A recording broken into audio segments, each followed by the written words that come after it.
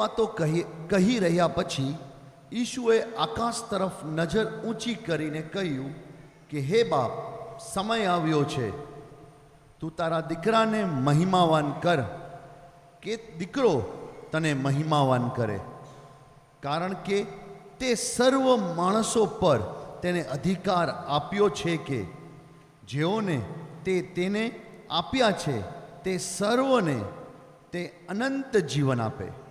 અનંત જીવન એ છે કે તેઓ તને એકલા ખરા દેવને તથા ઈસુ ખ્રિસ્ત જેને તે મોકલ્યો છે તેને ઓળખે.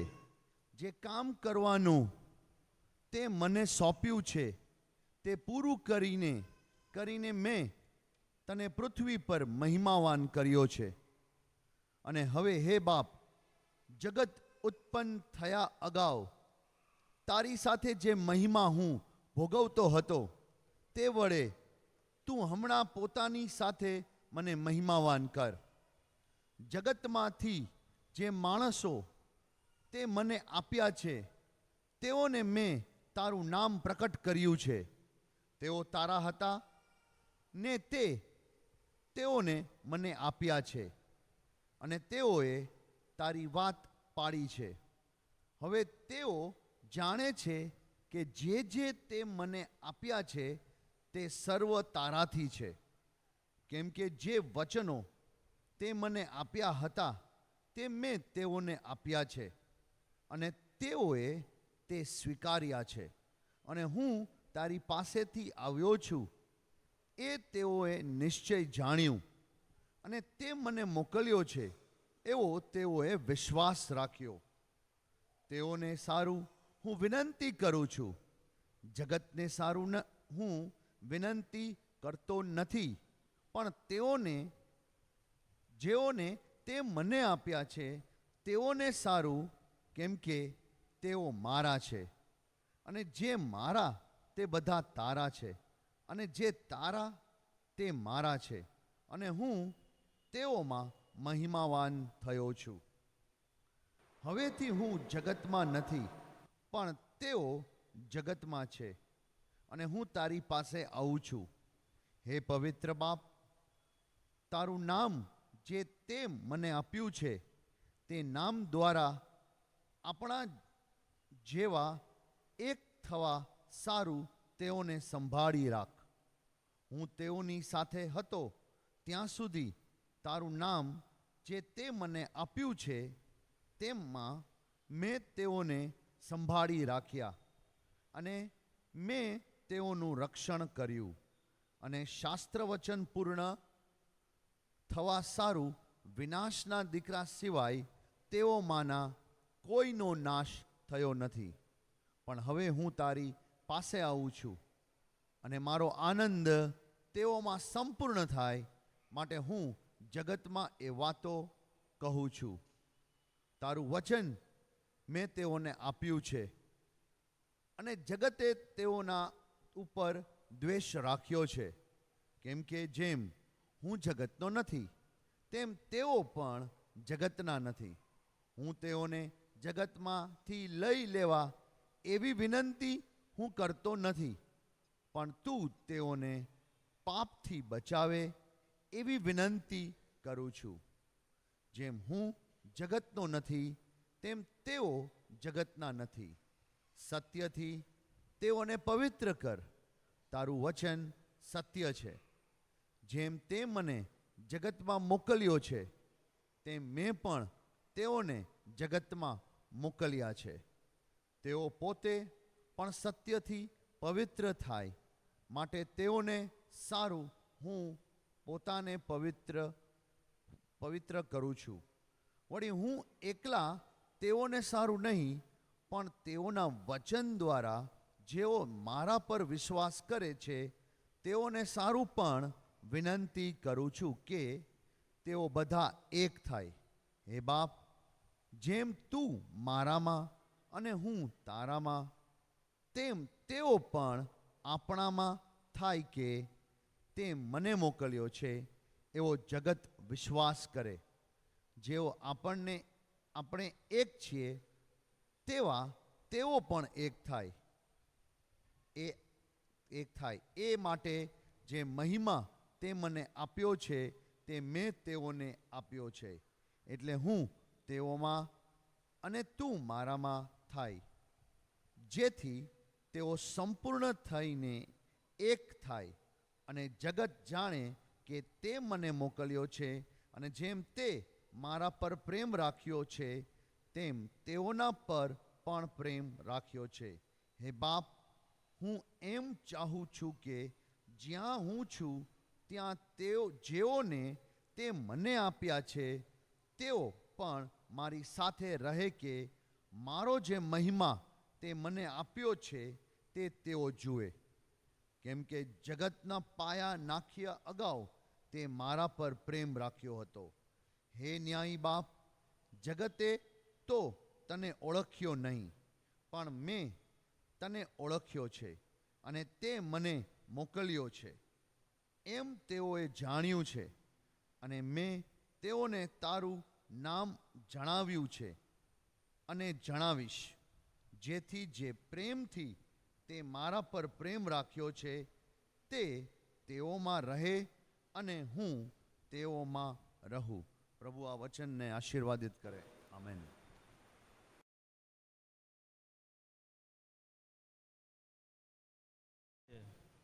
પૃથ્વીના સર્વ સીમાઓએ આપણા દેવનું તારણ જોયું છે. હે પૃથ્વીના સઘળા લોકો, યહોવાની આગળ હર્ષનાદ કરો, ઉત્સાહથી હર્ષના ગીત ગાઓ, હા સ્તોત્ર ગાઓ. આવો આપણે આપણા જીવતા દેવની આરાધના કરીએ ને હિન્દીમાં ગીત ગાઈશું. યહોવા રાજા હે, સામર્થ સે ભરા, અનાદि પરમેશ્વર वो ना टलेगा.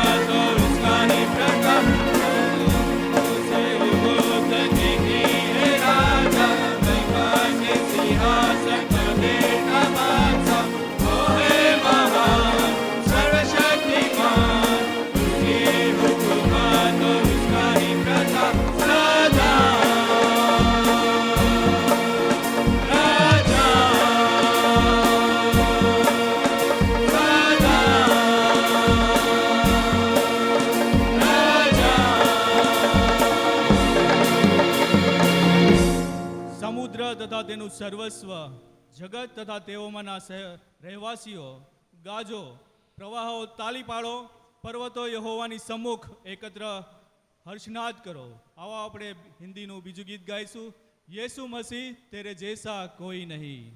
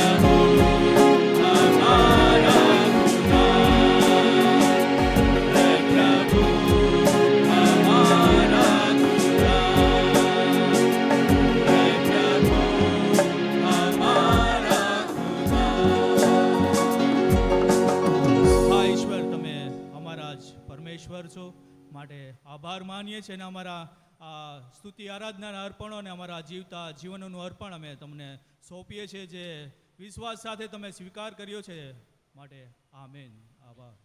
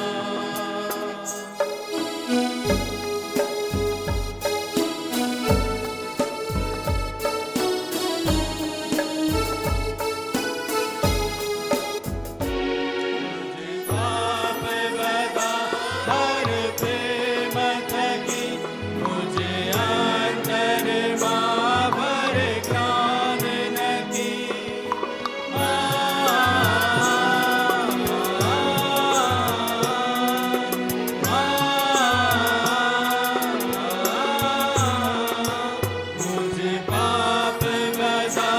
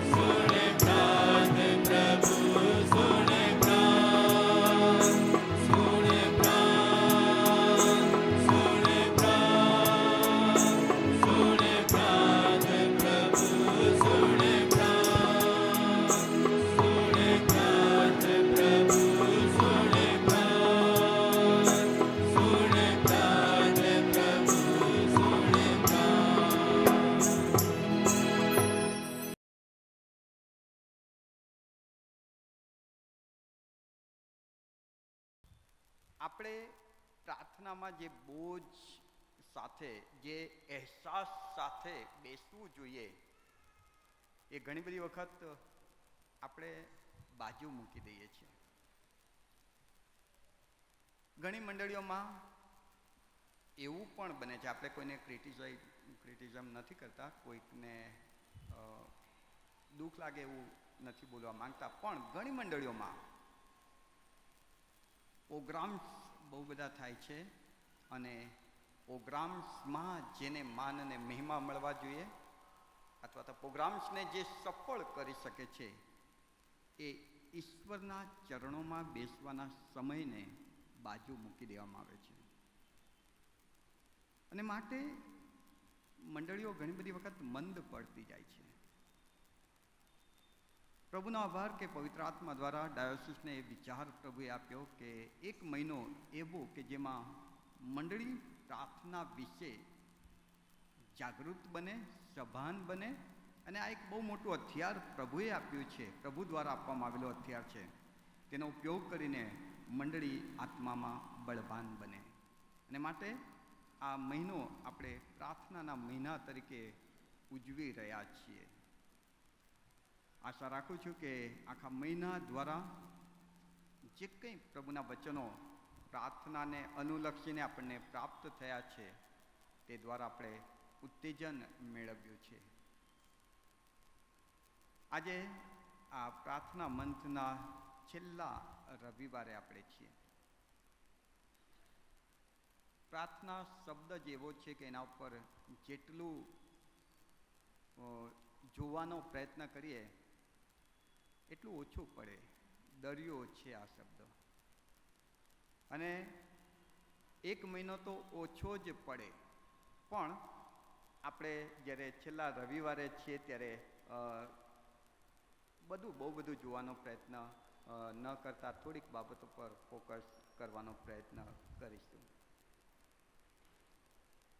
યોહાનની સુવાર્તા તેનો 17મો અધ્યાય આપણી સમક્ષ વાંચવામાં આવ્યો. યોહાનની સુવાર્તા 17મો અધ્યાય. પ્રભુ ઈસુ ખ્રિસ્તે કરેલી પ્રાર્થના ત્યાં નોંધવામાં આવી છે. આખો અધ્યાય ઈસુની પ્રાર્થના છે. જો કોઈ તમને પૂછે કે ઈસુની પ્રાર્થના ક્યાં છે, તો તમે યોહાનની સુવાર્તાનો 17મો અધ્યાય, ઓ આકાશમાંના વાળી પ્રાર્થના તો ઈસુએ પોતાના શિષ્યોને શીખવાડેલી પ્રાર્થના છે. એ પ્રાર્થના ઈસુ નહોતા કરતા, ઈસુએ પોતાના શિષ્યોને શીખવાડેલી કે તમે જ્યારે પ્રાર્થના કરો ત્યારે આ પ્રમાણે કરજો. પણ ઈસુ જ્યારે પ્રાર્થના કરતા હતા ત્યારે એમની પ્રાર્થનાના શબ્દો, એમની પ્રાર્થનાનું કેન્દ્ર બિંદુ બધું જ અલગ છે. અને ઈસુની પ્રાર્થના જો તમારે બહુ ડિટેલમાં જોવી હોય તો યોહાનની સુવાર્તાનો 17મો અધ્યાય તમારે જોવો પડે. પ્રભુ ઈસુ ખ્રિસ્તનું સમગ્ર પૃથ્વી પરનું માનવીય જીવન એક પ્રાર્થના જ હતી. અને એમાંય પાછલા 3.5 વર્ષ જે જાહેર જીવન છે એમનું, એમાં જો તમે ડોક્યું કરો તો તેઓને તમે સતત કામ કરતા, સખત કામ કરતા અને સતત પ્રાર્થના કરતા જોશો. સખત કામ, દોડા દોડ, આ ગામથી પેલે ગામ ને આ ઘરથી પેલે ઘર ને દોડ વાળું જીવન, વ્યસ્ત જીવન. એટલું બધું વ્યસ્ત જીવન છતાં પણ એમની પાસે કોઈ ફાજલ સમય નહોતો. બહુ જ વ્યસ્ત જીવન. લોકોના ટોળે ને ટોળા એમની પાછળ આવતા હતા. એટલું બધું વ્યસ્ત જીવન, અને છતાંય પ્રાર્થના માટે તેઓ સમય કાઢી લેતા હતા. આ બહુ અગત્યની વાત છે વાલાઓ. એમનું જીવન જ પ્રાર્થનાથી ભરેલું હતું.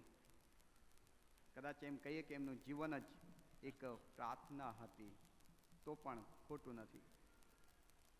સતત પ્રાર્થના, અને માટે સખત મહેનત તેઓ કરી શકતા હતા.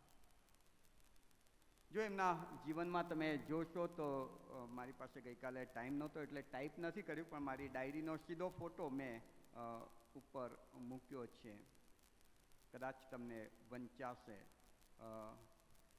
તેઓ જરાક ઘડીક એકલા પડે ને તો તરત જ પ્રાર્થના કરવા દોડી જતા હતા.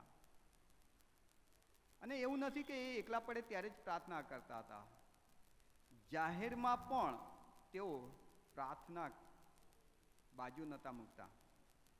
ભોજન પહેલાં પ્રાર્થના કરે,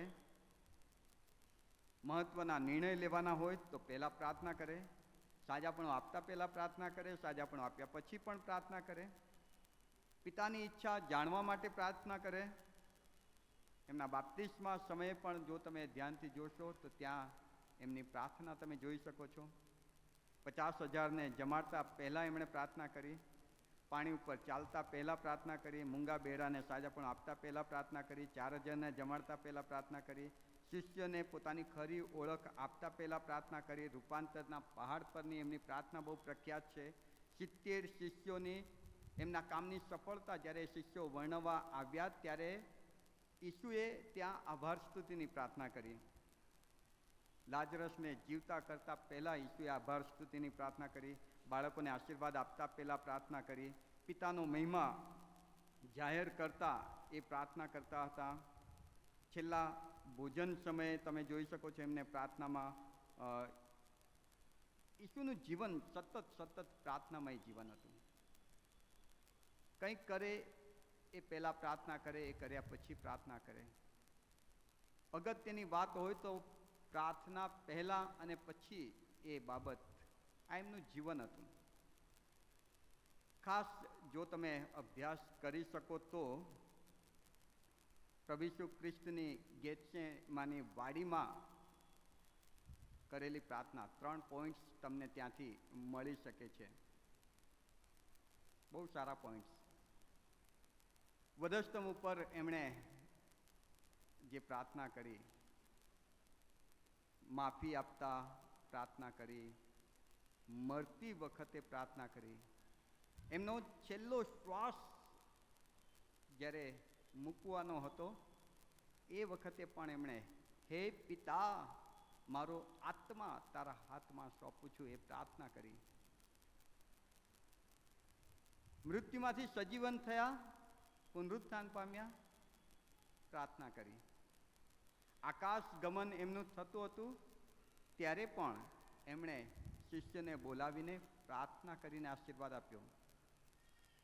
એટલું જ નહીં, પણ એ ઈસુ કે જે શિષ્યોના દેખતા આકાશમાં ઊંચકાઈ ગયા અને પિતાને જમણે હાથે બિરાજમાન થયા, તે ઈસુ આજે પણ ત્યાં બેઠા બેઠા આપણા માટે મધ્યસ્થીની પ્રાર્થના કરે છે. ટૂંકમાં પ્રભુ ઈસુ ખ્રિસ્તનું જીવન સતત પ્રાર્થનાઓથી ભરેલું હતું. યોહાનની સુવાર્તામાં જ્યારે આપણે જે શાસ્ત્રપાઠ જોવા માંગીએ છીએ, તમે જુઓ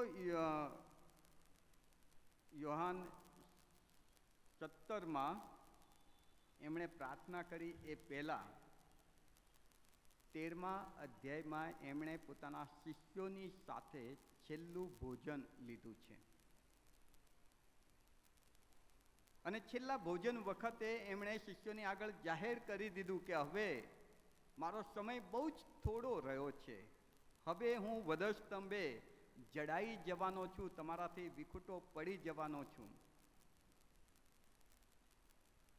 14, 15 અને 16 અધ્યાય એમની સાથે વાતો કરી. કેમ કે જો કોઈ વ્યક્તિને ખબર પડી જાય ને કે હવે મારી પાસે થોડોક જ સમય છે, હવે હું મરી જવાનો છું, તો પોતાને બહુ પ્રિય હોય ને એવા વ્યક્તિની સાથે થોડીક વાતો કરી લે. જો તમે કદાચ કોઈ જગ્યાએ તમારા અનુભવમાં આવ્યું હોય તો કોઈ મા કે કોઈ ભાઈ કે બહેન કે દીકરો કે બાપ મરણ પથારીએ હોય ને તો એમ કે મારા દીકરાને બોલાવો ને, મારે એને જોવો છે, મારા પપ્પાને બોલાવો ને. જે એને વહાલું હોય એની સાથે છેલ્લી ઘડી એ વાત કરી લેવાની ઈચ્છા રાખતા હોય. ઈસુ એ શિષ્યોની સાથે ભોજનની સંગત છેલ્લું ભોજન લીધા પછી 3 અધ્યાય તમે જોશો કે વાતચીત કરી રહ્યા છે, એમને ઉત્તેજન આપી રહ્યા છે, એમને હિંમત આપી રહ્યા છે, શિષ્યોને એ અહેસાસ કરાવી રહ્યા છે કે હવે અઘરી ઘડીમાંથી આપણે પસાર થવાના છીએ. અને 16મા અધ્યાય સુધી એમણે શિષ્યોની સાથે વાતચીત કર્યા પછી 18મા અધ્યાયની પહેલી કલમમાં તમે જોઈ શકો છો કે પછી એ ગેત્સેમાની વાડીમાં જાય છે. એ પહેલા 17મો અધ્યાય આપણી આગળ યોહાન મૂકે છે. કિદ્રોન નાળાની પેલે પાર એક વાડીમાં જતા પહેલા, એટલે ગેત્સેમાની વાડીમાં જાય ને ત્યાં પકડાઈ જાય છે, ત્યાંથી સીધા વધસ્તંભે જાય છે, વધસ્તંભથી સીધું એમનું મરણ. પણ એ વાડીમાં જતા પહેલા એમણે પોતાના શિષ્યોની સાથે વાતચીત કર્યા પછી એક આખો અધ્યાય યોહાન એના માટે ફાળવે છે કે એમણે પ્રાર્થના કરી. અને માટે આજે 17મા અધ્યાયમાં આપવામાં આવેલી પ્રાર્થના છે ને બહુ જ અગત્યની બની જાય છે વાલાઓ, બહુ જ અગત્યની.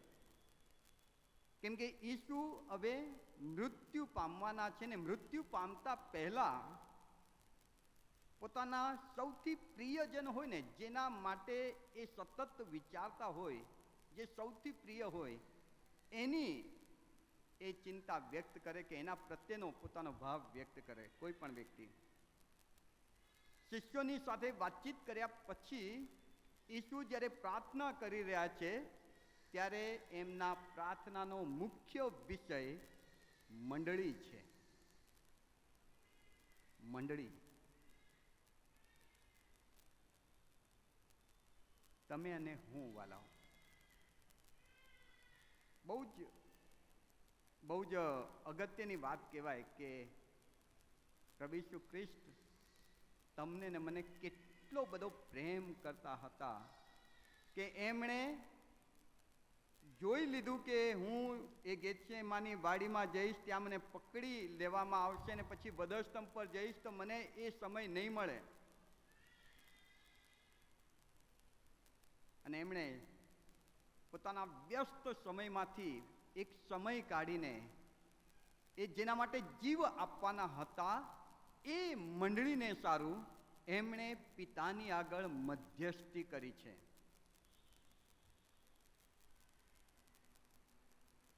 યોહાનની સુવાર્તા 17મો અધ્યાય જો તમે જુઓ તો પ્રથમ 5 વચન પ્રભુ ઈસુ ખ્રિસ્તની આભાર સ્તુતિની પ્રાર્થના છે.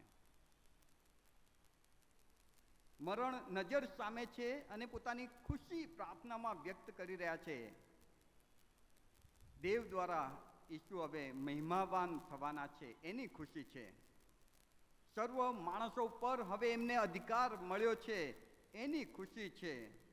અનંત જીવન આપવાનો અધિકાર ઈસુ હવે વધસ્તંભ ઉપરથી જાહેર કરવાના છે એની ખુશી છે. જે કામ પિતાએ તેઓને પૃથ્વી પર સોંપ્યું હતું એ કામ હવે પૂર્ણ તેઓ કરી રહ્યા છે એની ખુશી છે. થોડા સમય પછી હવે ઈસુ જ્યાંથી આવ્યા હતા એ પિતાના ઘરે સદાકાળનો મહિમા ભોગવવા માટે પાછા જવાના છે એની ખુશી છે. અને એ આભાર સ્તુતિની પ્રાર્થના છે. ત્યારબાદ મંડળી માટે એ આભાર સ્તુતિ કરે છે. 6ઠી કલમથી લઈને 10મી કલમ તમે જુઓ, પ્રભુ કહે છે, પ્રભુ પ્રાર્થનામાં પોતાના જે શબ્દો છે ઈસુના, હું જગત માટે પ્રાર્થના નથી કરતો પણ જગતમાંથી હે પિતા જે વ્યક્તિઓને તે મને આપ્યા એના માટે હું પ્રાર્થના કરી રહ્યો છું. કેમ કે તેઓ જગતમાંથી આવ્યા, હું તારો આભાર માનું છું. તેઓએ મારા પર વિશ્વાસ કર્યો છે માટે આભાર માનું છું. તેઓએ મારા પર વિશ્વાસ કરીને તારણ મેળવ્યું છે માટે હું તમારો આભાર માનું છું. તેઓએ મારી વાત માની છે, વચન સ્વીકાર્યા છે, વચન પાળ્યા છે માટે હું તમારો આભાર માનું છું. તેઓએ નિશ્ચય જાણ્યું છે કે ઈસુ દેવ પાસેથી આવેલો છે અને ઈસુ પર તેઓએ વિશ્વાસ કર્યો છે માટે પિતા તમારો આભાર માનું છું. તારણ પામેલાઓમાં ઈસુ હવે મહિમાવાન થવાના છે, ઊંચા મનાવાના છે. માટે ઈસુ પિતાની આગળ આભાર સ્તુતિ કરી રહ્યા છે કે પ્રભુ, આ પૃથ્વીના બધાને માટે નહીં, પણ એ બધામાંથી એક ટોળું તમે અલગ કરવાના છો.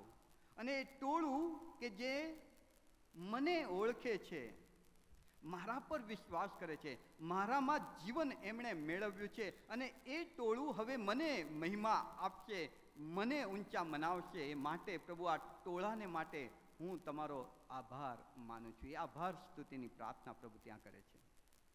અને ત્યારબાદ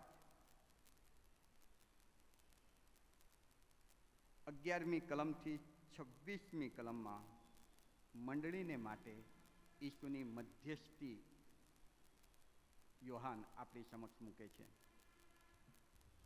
બહુ બધા મુદ્દા લઈ શકાય. આ એક હોમવર્ક તરીકે પણ ઘરે જો તમે બાઇબલ અભ્યાસ કરતા હો તો પ્લીઝ આ કરી શકો કે 17મા અધ્યાયમાં 11મી કલમથી 26મી કલમમાં પ્રભુ ઈસુના મધ્યસ્થીના વિષયો તમે શોધી કાઢો. કઈ કઈ બાબતને લઈને તેમણે મધ્યસ્થી કરી છે. અને તમે શોધજો, બહુ મજા આવશે, બહુ મજા આવશે. અને બહુ શીખવાનું મળશે, બહુ જાણવાનું મળશે. અને ઈસુ તમને ને મને કેટલો પ્રેમ કરે છે ને એ તમને અહેસાસ થશે. એક એક કલમ વાંચીને એમાંથી એ વિષય ઈસુએ મંડળીને માટે મધ્યસ્થી કરી ત્યારે કયો કયો વિષય ધ્યાનમાં રાખીને એમણે મધ્યસ્થી કરી એ વિષય શોધજો. મેં ગયા રવિવારે એક બેનને કીધું હતું કે જો તમને ટાઈમ મળે તો શોધી કાઢજો. એમણે શોધ્યું છે કે કેમ ખબર નહીં, કદાચ ભક્તિ સભા પછી હું એમને મળીશ. પણ તમે આ એક કરી શકો છો. અત્યારે આપણે ત્રણેક વિષયને જોવાનો પ્રયત્ન કરીશું. તમે ઘણા બધા વિષયો શોધી જોજો, અને જો મળે તો મને આપજો, વોટ્સઅપ પર શેર કરજો નોટમાં લખીને. આવતા રવિવારે આપણે મૂકીશું તો બીજાને પણ ખ્યાલ આવે કે આ 17મા અધ્યાયમાં ઈસુના પ્રાર્થનાના આ પણ વિષય હતા. ત્રણેક વિષય તરફ હું તમારું ધ્યાન ખેંચવાનો પ્રયત્ન કરીશ. પહેલો વિષય 11મી કલમ, 17મા અધ્યાયની 11મી કલમ. ત્યાં પ્રભુ ઈસુ એમ આ પ્રમાણે કહે છે કે હવેથી હું જગતમાં નથી, પણ જેઓ જગતમાં છે અને હું તારી પાસે આવું છું. હે પવિત્ર બાપ, તારું નામ જે તે મને આપ્યું છે તે નામ દ્વારા આપણા જેવા તેઓ એક થાય તેઓને સંભાળી રાખ. હે પવિત્ર બાપ, તેઓ જગતમાં છે, હું તો હવે મારું કામ પૂરું કરીને તમારી પાસે આવવાનો છું. અત્યાર સુધી હું એમની સાથે હતો ત્યારે મેં એમની કાળજી લીધી, મેં એમને સંભાળ્યા, મેં એમનું રક્ષણ કર્યું.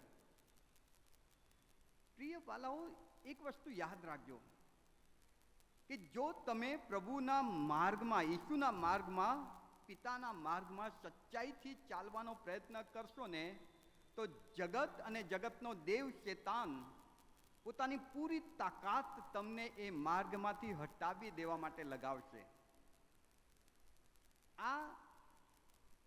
આ બહુ જ તદ્દન સાચું છે. એ પોતાની પૂરી તાકાત લગાવી દેશે. અને આપણે માનવ છીએ, આપણે આ દેહમાં અબળ છીએ,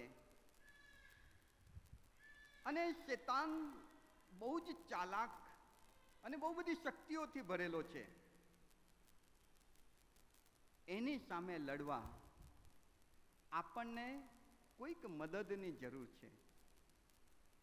અને ઈસુ પિતાને મધ્યસ્થી કરે છે કે હે બાપ, અત્યાર સુધી હું તેમની સાથે હતો ત્યારે હું એમનું રક્ષણ કરતો હતો. લુકની સુવાર્તા 22:31-32 તમે જોજો પિતર, પ્રભુ ઈસુ ખ્રિસ્ત પિતરને કહે છે, પિતર તારો વિશ્વાસ ડગી ન જાય ને માટે હું પ્રાર્થના કરું છું. કેમ કે હું જાણું છું પિતર, તે તારું બધું જ મૂકીને મારી પાછળ આવ્યો છું. તું મને પ્રેમ કરે છે એ પણ હું જાણું છું. તારો જુસ્સો હું જાણું છું. મારા લીધે તું કોઈકનું ખૂન કરી નાખે એટલો તારો મારા પરનો પ્રેમ છે એ પણ હું જાણું છું. પણ પિતર, પિતર, શૈતાન બહુ જ બળવાન છે. તારા વિશ્વાસને ડગાવી દેવા એ પોતાની પૂરી તાકાત લગાવી દેશે. પ્રભુ ઈસુ ખ્રિસ્ત કહે છે કે તારા વિશ્વાસમાં તું ડગી ન જાય ને તે માટે મેં પ્રાર્થના કરી છે. અને માટે પ્રભુ ઈસુ ખ્રિસ્ત પોતાના શિષ્યોને વારંવાર એ કહેતા હતા. લુકના 22મા અધ્યાયની 40મી કલમ તમે જોજો. શિષ્યો, બાળકો, પ્રાર્થના કરજો કે તમે પરીક્ષણમાં ના પડો. કેમ કે આ પરીક્ષણ એક એવી બાબત છે કે જે તમારી થોડીક ચૂક તમને જોજનો દૂર પિતાથી લઈ જશે, ભટકાવી દેશે. સ્વર્ગના માર્ગમાંથી તમને નર્ક તરફ લઈ જશે, તમને ખબર બી નહીં પડે.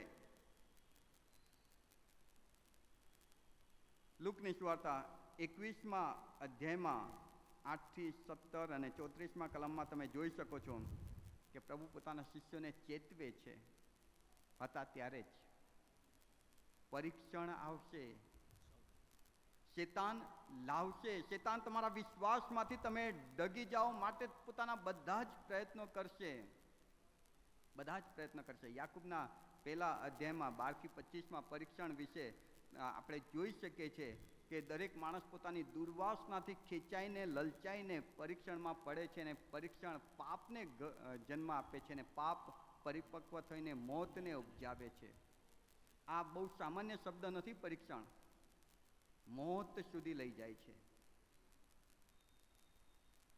પ્રભુમાં પ્રિય વાલાઓ, માનવીય દેહ કે શરીર, આપણું મન ચંચળ છે, અબળ છે, દુર્વાસનાઓથી ભરેલું છે. પાપ તરફ ખેંચે છે આપણને. રોમનોના પત્રના 7મા અધ્યાયમાં 14, 15, 18, 21 તમે જુઓ, પાઉલ કહે છે, હું સારું કરવા માટે ઈચ્છું છું પણ નથી કરી શકતો, અને ભૂંડું કરવાનું ઈચ્છતો નથી તો પણ મારાથી થઈ જાય છે. મારા દેહની દુર્બળતામાં, મારા મનની નબળાઈઓમાં જે હું નથી ઈચ્છતો તે મારાથી થઈ જાય છે, ને જે હું ઈચ્છું છું તે હું નથી કરી શકતો. બીજો પિત્તર 2 અધ્યાયની 1 કલમમાં જે પ્રભુએ એનો ઉદ્ધાર કર્યો છે, જે વ્યક્તિઓએ પ્રભુ પર વિશ્વાસ કર્યો, ઉદ્ધારનો અનુભવ કર્યો, પાપોની માફીનો અનુભવ કર્યો, એ લોકો શક્ય છે કે વિશ્વાસનો ત્યાગ કરી દે, બાઇબલ કહે છે. અને માટે ઈસુ જ્યારે પૃથ્વી પર હતા ત્યારે એમણે સતત પોતાના શિષ્યોની કાળજી લીધી કે પાછા ન પડે. એમનું રક્ષણ કરવા માટે, એમના વિશ્વાસનું રક્ષણ કરવા માટે ઈસુએ કાળજી લીધી. પણ હવે ઈસુ પૃથ્વી પરથી વિદાય લઈ રહ્યા છે. હવે તેઓ સ્વર્ગમાં પિતાની પાસે જવાના છે. અને પહેલા એમણે પિતાની આગળ મધ્યસ્થી કરી ત્યારે પ્રભુને એક જ પ્રાર્થના કરી કે હે બાપ, તેઓને સંભાળજે. શરૂઆત સારી કરી છે એમણે. વિશ્વાસ કરીને તારણ મેળવ્યું, પાપોની માફી મળી ગઈ, બાઇબલ વાંચે છે, પ્રાર્થના કરે છે. પણ હું જાણું છું કે તેઓ અધૂરા, નબળા અને અશક્ત છે. બાપ, તેઓને સંભાળજે. 1 યોહાન 2:19 એમ કહે છે કે તેઓ આપણામાંથી નીકળી ગયા, મંડળીમાંથી જેઓએ વિશ્વાસ કર્યો. ઘણા બધા એવા છે કે જેમણે પોતાના વિશ્વાસનો ત્યાગ કર્યો છે. ઘણા બધા એવા છે. માટે પ્રભુ કહે છે કે તમે પરીક્ષણમાં ન પડો માટે તમે પ્રાર્થના કરો. બીજો પિત્તર 2:9 એવું કહે છે કે પ્રભુ પોતાના ભક્તોને પરીક્ષામાંથી પરીક્ષણમાંથી છોડાવવાનું જાણે છે. તમારી પ્રાર્થનાની જરૂર છે. પ્રભુ પોતાના ભક્તોને પરીક્ષણમાંથી છોડાવવાનું જાણે છે, અને માટે જ પ્રભુએ જ્યારે પોતાના શિષ્યોને પ્રાર્થના કરવાનું શીખવ્યું ને ત્યારે એક વાક્ય ખાસ કાળજી રાખીને પ્રાર્થનામાં એડ કર્યું, અને એ વાક્ય તો એ હતો કે અમને પરીક્ષણમાં ન લાવ, પણ ભૂંડાઈથી અમારો છૂટકો કર. પરીક્ષણમાં ન લાવ. પ્રભુમાં પ્રિય વાલાઓ, હિબ્રુ 7:25 અને રોમન 8:34 એમ કહે છે કે પ્રભુ ઈસુ ખ્રિસ્ત આપણા માટે મધ્યસ્થી કરી રહ્યા છે કે હે પિતા, તેઓના વિશ્વાસને મજબૂત રાખવા માટે તું તેમને સહાય કરજે, તારું રક્ષણ પૂરું પાડજે, તારી સહાય આપજે. બીજો જે વિષય યોહાનની સુવાર્તામાં આપણને મળે છે, યોહાન 17 પ્રાર્થનાનો વિષય, કલમ 15, યોહાનની સુવાર્તા 17મો અધ્યાય અને 15મી કલમ.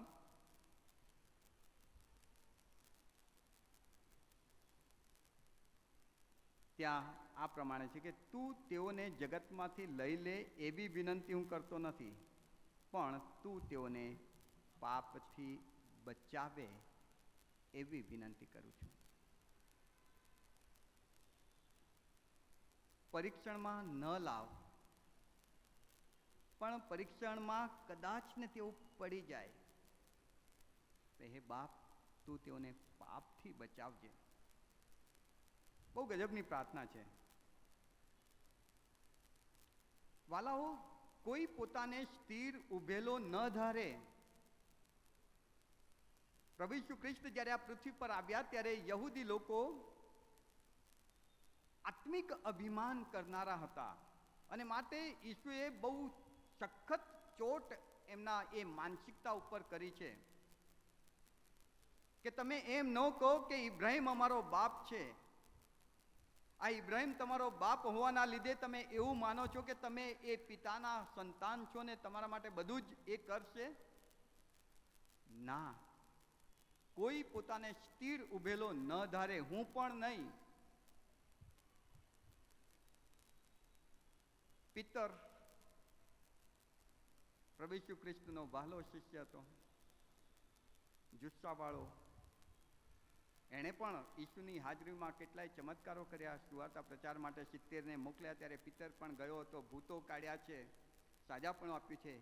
એ જ પિતરે પ્રભુ ઈસુ ખ્રિસ્તનો 3 વાર નકાર કર્યો. હા કે ના? કોઈ પોતાને સ્થિર ઉભેલો ન ધારે.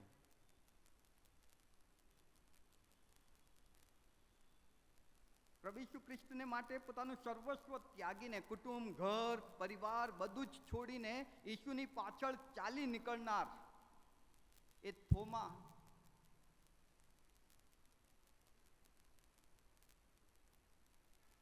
પુનરુત્થાન પામેલા ઈસુ પર વિશ્વાસ કરવાને બદલે અવિશ્વાસ કરી બેઠો. કોઈ પોતાને સ્થિર ન ધારે. સતત 3.5 વર્ષ સુધી પ્રભુની સાથે ને સાથે રહેનારા આ પ્રભુના શિષ્યો એક નાની વાતમાં લડી પડ્યા કે આપણામાં મોટો કોણ. લડી પડ્યા નાની વાતમાં. પ્રભુએ કહ્યું કે ભાઈ, મોટા થવામાં નહીં, નાના થવામાં મજા છે. શરૂઆતની મંડળી તમે જુઓ,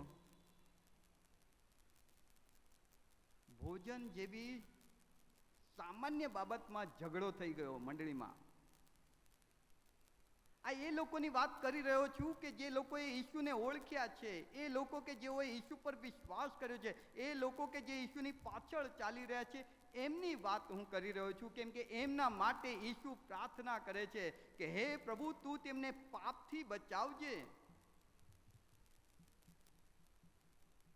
વાલાઓ, કરંથની મંડળીનો પત્ર તમે વાંચજો. અંદર કેટલા ઝઘડા, કેટલા પાપ, વ્યભિચાર ને, વ્યસન ને, અભિમાન ને, મૂર્તિ પૂજા ને, અવિશ્વાસ ને, કેટલા બધા પાપો.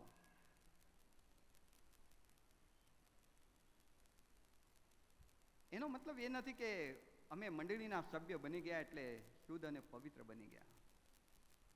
પાપ ડગલે ને પગલે એક એક ક્ષણે આપણી સામે આવીને ઊભો રહે છે ને આપણું દ્વાર ખખડાવે છે. અને જરૂરી છે કે આપણા માટે કોઈ પ્રાર્થના કરે કે હે પિતા, તેઓને પાપમાં પડવાથી બચાવજે. આ બહુ મોટી વાત છે વાલાઓ, કે તમારા ને મારા માટે ઈસુ પ્રાર્થના કરે છે. જો કોઈ વ્યક્તિ બીમાર હોય અને મંડળીના કોઈ સામાન્ય સભ્ય એમના માટે પ્રાર્થના કરાવે તો એમને સારું લાગે. પાળક સાહેબ આવી જાય તો એ બહુ ખુશી થઈ, પાળક સાહેબ અમને અમારા માટે પ્રાર્થના કરી. અને એમાંય જો બિશપ સાહેબ આવી જાય એમના માટે પ્રાર્થના કરો તો ઓહો. અને જો મોડરેટર સાહેબ આવી જાય ને, કે પોપ આવી જાય એના માટે પ્રાર્થના કરવા તો હો, મેં તો પવિત્ર. પ્રભુ ઈસુનો કોઈ શિષ્ય પિતર કે પાઉલ આવીને પ્રાર્થના કરે તો ધન્ય થઈ જાય, ધન્ય થઈ જાય. પણ એનાથી મોટી ધન્યતા એ છે કે ઈસુ પોતે આપણા માટે પ્રાર્થના કરી રહ્યા છે. કોઈ સામાન્ય વ્યક્તિ નહીં, કોઈ પાળક નહીં, કોઈ મોડરેટર કે પોપ કે બિશપ નહીં, પ્રભુના એ 12 શિષ્યોમાંથી કોઈ નહીં. પ્રભુ ઈસુ પોતે તમારા ને મારા માટે પ્રાર્થના કરે છે. કેટલી મોટી વાત વાલાઓ. અને પ્રાર્થનાના શબ્દો એ છે કે હે પિતા, આ મારા બાળકને તું સાચવજે. હે પિતા, આ મારા બાળકને તું પાપથી બચાવજે.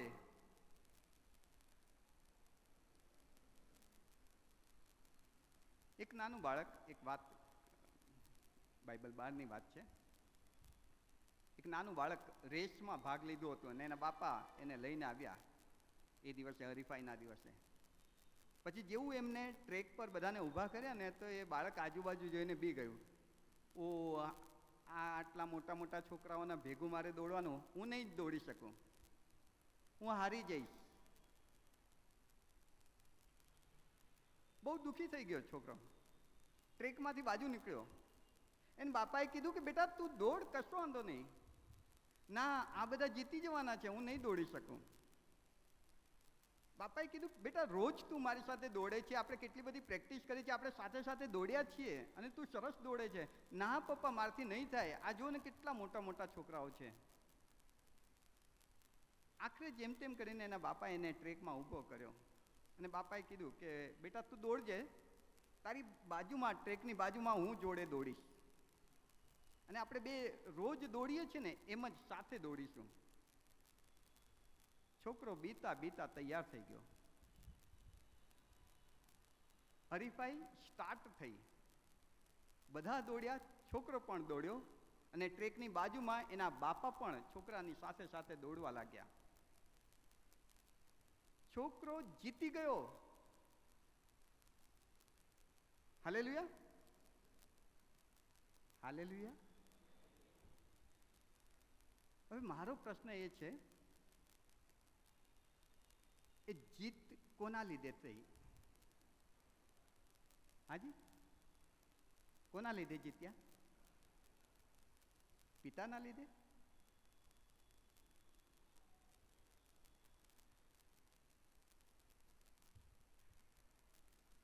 છોકરાનો પિતા પરનો વિશ્વાસ, એનો પ્રયત્ન અને પિતાનો છોકરા સાથેનો સંગાત, એ જીતનો યશ બંનેને ફાળે જાય છે. જો પિતા ન હોત તો છોકરો નિરાશ થઈને ટ્રેક છોડી દેત, પણ પિતાએ કીધું કે બેટા હું તારી સાથે છું, અને છોકરો પિતા મારી સાથે છે એ વિશ્વાસથી દોડ્યો, જીતી ગયો. માનવીય જીવનમાં વાલાઓ, તમે ને હું, આપણે એ અહેસાસ કરીએ કે મારો બાપ મારી સાથે દોડે છે. પાપ આવે છે, કાંઈ વાંધો નહીં, મારો બાપ મારી સાથે છે, એને કૂદીને એને પેલે પાર દોડીએ. જીત આપણી રાહ જુએ છે. કેટલાક નથી કરી શકતા, કેમ કે પાપ એ આપણે માનીએ છીએ એટલું સહેલું નથી. પાપની વ્યાખ્યા જો તમે જોશો તો પાપ એટલે આજ્ઞાભંગ, નિયમભંગ, નિશાન ચૂક, એની વ્યાખ્યા છે. ક્યારેક આ પાપ વિષય ઉપર આપણે અભ્યાસ કરીશું. જે ધારાધોરણ પ્રભુ ઈચ્છે છે, પિતા ઈચ્છે છે, એ ધારાધોરણથી સેજ પણ ઉતરતું જીવન જીવો એટલે નિશાન ચૂકી ગયા, અને નિશાન ચૂક્યા એટલે પાપ. જે આજ્ઞાઓ પિતાએ આપી છે એમાંથી એક પણ આજ્ઞા તમે તોડી, આજ્ઞાભંગ એટલે પાપ. હવે એ તો સતત આપણાથી જાણતા અજાણતા થઈ જાય છે. પાઉલ કહે છે ને કે મારામાં બે પ્રકારના માણસને હું અનુભવું છું. એક દૈહિક મન છે, બીજો આત્મિક મન છે. દૈહિક મન મને દુનિયા તરફ ખેંચે છે અને આત્મિક મન મને પિતા તરફ ખેંચે છે. અને ઘણી બધી વખત દૈહિક મન મારા પર હાવી થઈ જાય છે. પાઉલ પોતાનો અનુભવ કહે છે, પણ એમાંથી મારો બાપ મને છોડાવે છે. ગલાતીના પત્રના 5મા અધ્યાયના 16મા વચનમાં પછી બહુ સરસ સલાહ આપે છે કે તમે આત્માથી ચાલો તો દેહની વાસના તમે તૃપ્ત નહીં કરો. આત્માથી ચાલજો. અને પાઉલ એ કરતો હતો, માટે 1 કોરિન્થી 9મા અધ્યાયની 27મી કલમમાં પોતાની સાક્ષી આપે છે કે હું મારા દેહને હવે વશમાં રાખું છું. ટ્રાય કરતો ગયો ને હવે મને પાક્કું આવડી ગયું ડ્રાઇવિંગ. હવે હું મારા દેહને વશમાં રાખું છું, કેમ કે આત્માથી ચાલું છું. એનો મતલબ આ અઘરું છે પણ અશક્ય નથી. જો પાઉલ કરી શકે છે, પિતર કરી શકે છે, થોમા પાછો વળી શકે છે, તો તમે ને હું કેમ નહીં? અઘરું છે પણ અશક્ય નથી વાલાઓ. પ્રભુ ઈસુ ખ્રિસ્તની તમારા ને મારા માટેની મધ્યસ્થી અહીં આગળ બહુ મોટો રોલ અદા કરે છે. પ્રભુ ઈસુ ખ્રિસ્ત પિતાને મધ્યસ્થી કરે છે કે હે બાપ, તું તેઓને પાપથી બચાવ. અને બાપ પ્રભુ ઈસુની મધ્યસ્થી સાંભળીને કોઈ દૂતને, કોઈ વધસ્તમને, કોઈ એવી મીઠી મધુરી વાણીને એ બાળકની પાસે મોકલી આપે છે કે જેનો હાથ પકડીને પાપના કાદવમાંથી ઉચકીને ખડક પર મૂકે છે.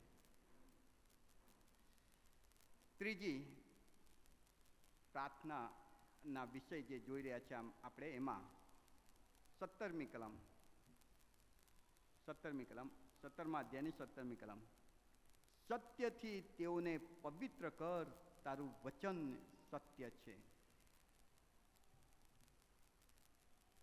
પ્રભુનો સ્વીકાર કરી લીધો, તારણનો અનુભવ કરી લીધો, મંડળીમાં બાપ્તિસ્મા લઈને મંડળીનો સભ્ય હું બની ગયો.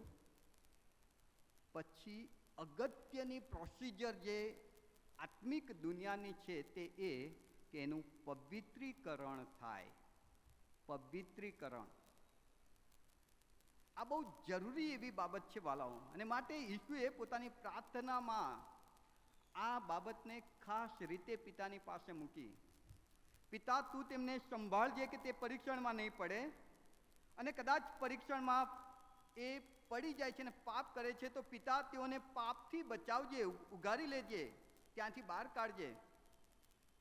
અને બહાર કાઢ્યા પછી હે બાપ, તેઓને પવિત્ર કરજે. કેમ કે ઈસુ જ્યારે પોતાની મંડળીને લેવા આવનાર છે ને, ત્યારે ડાઘ, એબ અને કરચલી વગરની પવિત્ર મંડળીને લેવા આવનાર છે. અને પવિત્રીકરણ કેવી રીતે થાય? સત્યથી. અને સત્ય શું છે? દેવનું વચન. રોમન 5 આપણે જ્યારે વેગળા હતા, એના દુશ્મન હતા, અધર્મી હતા, પાપી હતા, એવા સમયે પ્રભુ ઈસુ ખ્રિસ્તે આપણું દેવું ભરીને આપણને એમાંથી છોડાવ્યા. એના લોહીથી આપણા પાપોની માફી આપણને મળી ગઈ. આ સમજો વાલાઓ, આ ખ્રિસ્તી સિદ્ધાંતો સમજવા જોઈએ. કેમ કે જ્યારે તમે કોઈકની સાથે વાત કરો છો ત્યારે આ સિદ્ધાંત સમજતા નથી, એના કારણે તમે એના પ્રશ્નોનો પૂરો જવાબ નહીં આપી શકો. હું પાપના કારણે પિતાથી દૂર હતો, પણ ઈસુના આવવાથી, ઈસુ પરના વિશ્વાસથી, ઈસુના લોહીમાં મને મારા પાપોની માફી મળે છે. ઈસુ પર વિશ્વાસ કરીને બાપ્તિસ્મા લેવાથી હું પિતાના કુટુંબનો સભ્ય બનું છું. મારામાંથી પાપની માફી મને મળી, પાપ દૂર થયું, પણ પાપની અસર રહી ગઈ છે. પાપની અસર રહી ગઈ છે. અને પાપની એ અસરને દૂર કરવા માટે પવિત્રીકરણ બહુ જરૂરી છે. અને પવિત્રીકરણ જે છે એ કોઈ એક ડોઝથી કે એક દિવસની ઘટના નથી. પવિત્રીકરણ રોજની પ્રક્રિયા છે. સત્યથી તેઓને પવિત્ર કર, અને સત્ય એટલે તારું વચન. એનો મતલબ કે વચન શુદ્ધ કરે છે, વચન પવિત્ર કરે છે. ગીતશાસ્ત્ર 119 અને 9 બાઇબલ કહે છે, જુવાન માણસ પોતાનો જીવનક્રમ કેવી રીતે શુદ્ધ કરી શકે, કેવી રીતે પવિત્ર કરી શકે? કેમ કે ઈસુ તો પવિત્ર મંડળીને પોતાની પિતાની સમક્ષ રજૂ કરવાના છે. વચન કહે છે, તારા વચનથી જુવાન માણસ પોતાના જીવનક્રમને શુદ્ધ કરી શકે છે. યોહાનની સુવાર્તા 15મો અધ્યાય 3જી કલમ, 17મા અધ્યાયની 17મી કલમ. વચન આપણને શુદ્ધ કરે છે. એફએસી 5:26-27 વચન મંડળીને શુદ્ધ કરે છે. હેબ્રી 4 અને 12 આ વચન મજ્જાને, સાંધાને વિંધનારો છે. ઝીણામાં ઝીણી બાબત, બે સાંધાની વચ્ચે જે હોય ને એને પણ વિંધનારો, એ ત્યાંથી પણ કચરો બહાર કાઢે ને એવું ઓપરેશન કરે છે. અને માટે પિતર બહુ સરસ સલાહ આપે છે. 1 પિતર 2 અધ્યાયની 2જી કલમમાં, નવા જન્મેલા બાળકની પેઠે નિષ્કપટ દૂધની અપેક્ષા રાખજો. જો ઈસુ પર વિશ્વાસ કરીને નવો જન્મ મેળવ્યો છે તો હવે તમે બાળક છો, તો તમારી વૃદ્ધિ માટે જરૂરી છે દૂધ. અને દૂધ એટલે ખોરાક. અને ખોરાક એ આત્મિક ખોરાક, એ તો તમારું દેવનું વચન છે. માથી 4 અને 4 આત્મામાં જીવવા માટે આત્મિક ભોજન બહુ જ જરૂરી છે. ઈસુના શબ્દો યર્મિયા 15 અને 16, ગીતશાસ્ત્ર 119, 103, 11 આ બધા વચનો તમે ઘરે જઈને વાંચી શકો છો. પ્રભુ યર્મિયાને કહે છે કે એ વચન તું ખાઈ જા. અરે વચન ખાવાની વસ્તુ છે. હા, એ ખાવાની વસ્તુ છે, તું ખાઈ જા. ગીતશાસ્ત્ર 119, 103 દાઉદની પ્રાર્થના કે, હે પ્રભુ, હું તારી વિરુદ્ધ પાપ ન કરું માટે તારું વચન મેં મારા હૃદયમાં રાખી મૂક્યું છે. વચન મારી ટેવોને શુદ્ધ કરે છે. હું જે જોઈશ એ જ વિચારીશ, અને હું જે વિચારીશ એ જ હું કરીશ, અને હું જે કરીશ એ જ મારી ટેવ અથવા મારું જીવન બનશે. અને માટે બાઇબલ કહે છે, વચન જુઓ. રોજ સવારે ઉઠીને એ વચન જુઓ. હું જોઈશ તો એના વિશે વિચારીશ, અને વિચારીશ તો મારી કરણીમાં એ પ્રગટ થશે, અને મારી કરણીમાં જો એ પ્રગટ થતું જશે તો મારી ટેવ બની જશે, અને મારી ટેવ મારું જીવન બની જશે. અને એમ આ વચન મને શુદ્ધ કરે છે. આ વચન મને પવિત્ર કરે છે. પવિત્રકરણની પ્રક્રિયા છે આ વચનથી.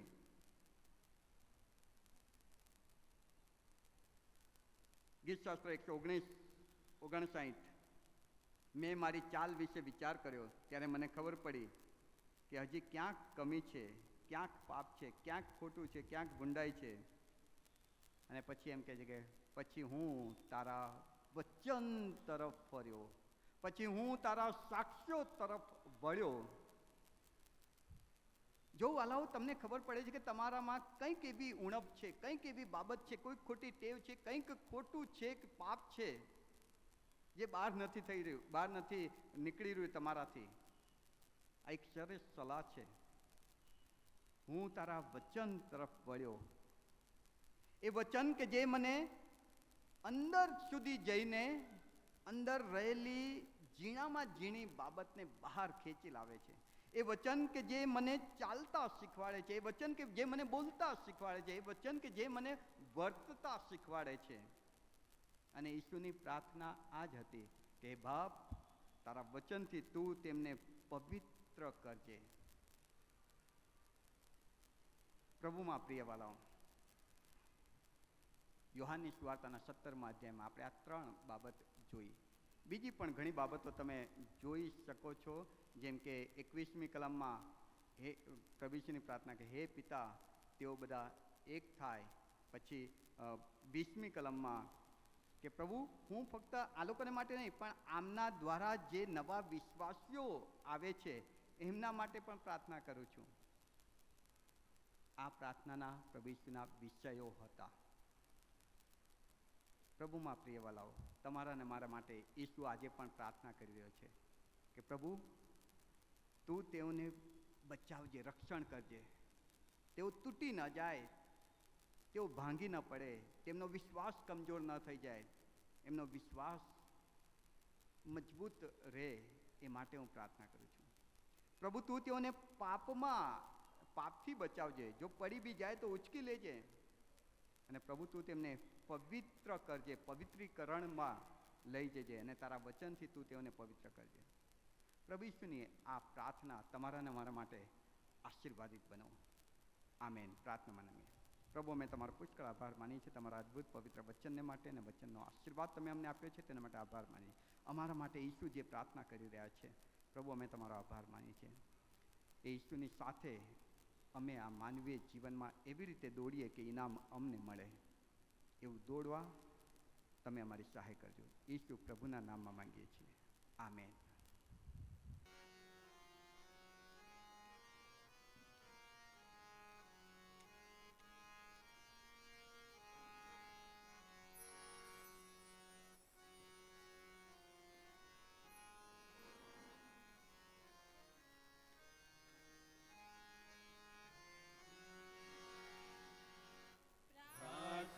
કરો સૌ ખ્રિસ્તી જનો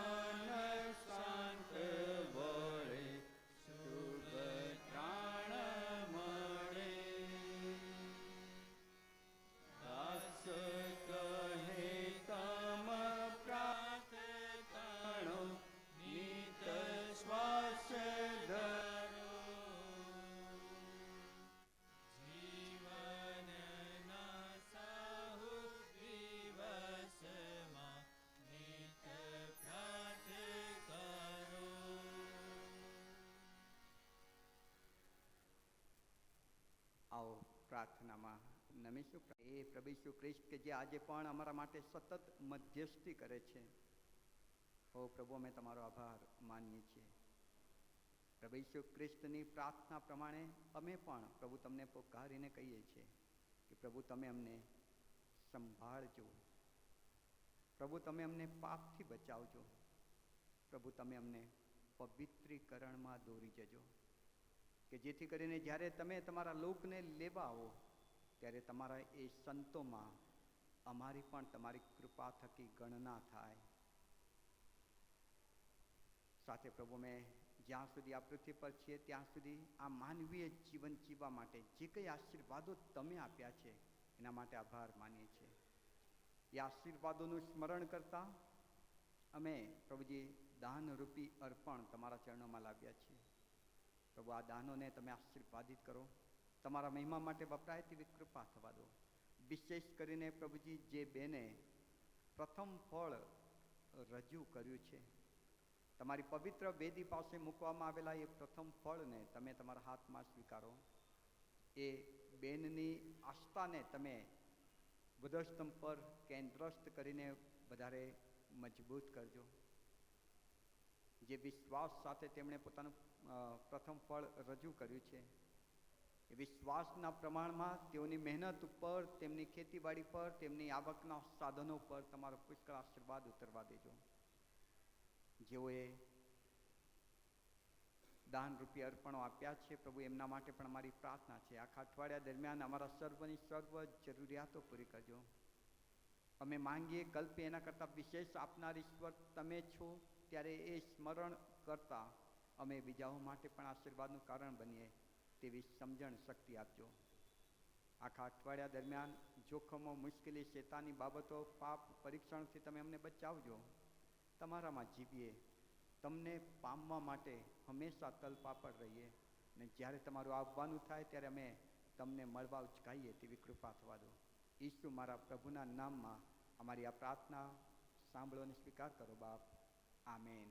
ઓ આકાશમાંના અમારા બાપ, તમારું નામ પવિત્ર બનાવો, તમારું રાજ્ય આવો, જેમ આકાશમાં તેમ પૃથ્વી પર તમારી ઈચ્છા પૂરી થાય.